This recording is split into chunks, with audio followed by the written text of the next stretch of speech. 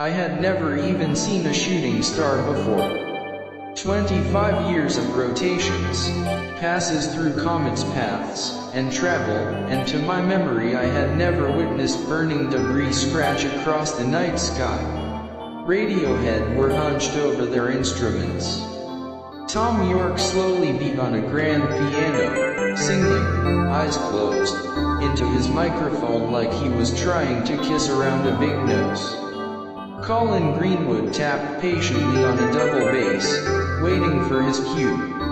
White pearls of arena light swam over their faces. A lazy disco light spilled artificial constellations inside the aluminum cove of the makeshift stage. The metal skeleton of the stage ate one end of Florence's Piazza Santa Croce, on the steps of the Santa Croce Cathedral. Michelangelo's bones in cobblestone laid beneath. I stared entranced, soaking in Radiohead's new material, chiseling each sound into the best functioning parts of my brain, which would be the only sound system for the material for months. The butterscotch lamps along the walls of the tight city square bled upward into the cobalt sky, which seemed as strikingly artificial and perfect as a wizard's cap. The staccato piano chords ascended repeatedly. Black-eyed angels swam at me, York saying like his dying words. There was nothing to fear, nothing to hide. The trained critical part of me marked the similarity to Coltrane's old.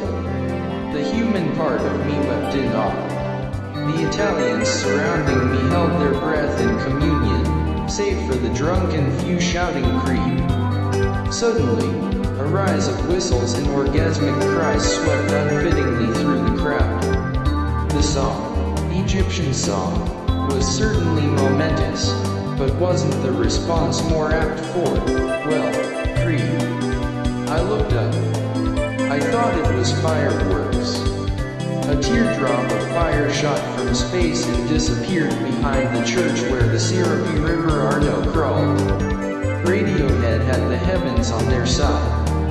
For further testament, Shevchenko and I both suffered auto-debilitating accidents in the same week, in different parts of the country, while blasting airbag in our respective Japanese imports. For months, I feared playing the song about car crashes in my car, just as I'd feared passing 18-wheelers after nearly being crushed by one in 1990. With good reason, I suspect Radiohead to possess incomprehensible powers. The evidence is only compounded with Kid A, the rubber match in the band's legacy, an album which completely obliterates how albums, and Radiohead themselves, will be considered. Even the heralded OK Computer has been nudged down one spot in Valhalla. Kid A makes rock and roll childish. Considerations on its merits as rock, i.e. its radio fodder potential, its guitar riffs, and its hooks, are pointless. Comparing this to other albums is like comparing an aquarium to blue construction paper. And not because it's jazz or fusion or ambient or electronic. Classifications don't come to mind once deep inside this expansive, hypnotic world. Ransom, the philologist hero of C.S. Lewis out of the Silent Planet who is kidnapped and taken to another planet, initially finds his scholarship useless in his new surroundings, and just tries to survive the beautiful new world. This is an emotional, psychological experience. Kid A sounds like a clouded brain trying to recall an alien abduction.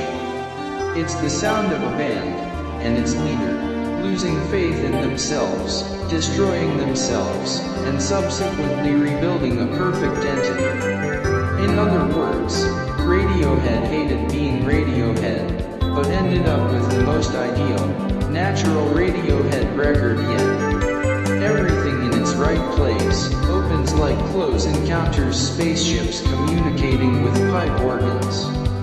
As Uriers decide whether the tones are coming or going, Tom York's quiescent voice struggles for its tongue. Everything, York belts in uplifting sighs. The first-person mantra of, "There are two colors in my head," is repeated until the line between York's mind and the listener's mind is erased. Skittering toy boxes open the album's title song, which, like the track Idiotech, shows a heavy Warp Records influence.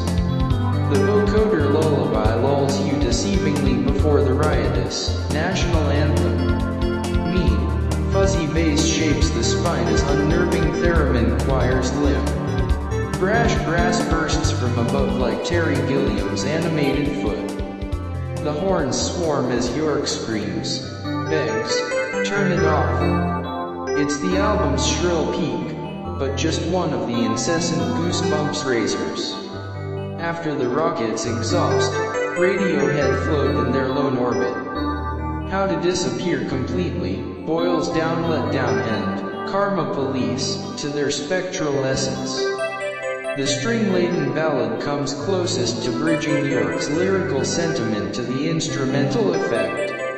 I float down the Liffey / I'm not here / this isn't happening, he sings in his trademark falsetto. The strings melt and weep as the album shifts into its underwater mode. Tree Fingers, an ambient soundscape similar in sound and intent to side B of Bowie and Eno's Low, comes after the record's emotionally strenuous first half. The primal, brooding guitar attack of optimistic stomps like mating tyrannosaurs. The lyrics seemingly taunt, "Try the best you can / try the best you can," before revealing the more resigned sentiment, "The best you can is good enough." For an album reportedly lacking in traditional Radiohead moments, this is the best summation of their former strengths. The track erodes into a light jam before morphing into In Limbo. I'm lost at sea, York cries over clean, uneasy arpeggios.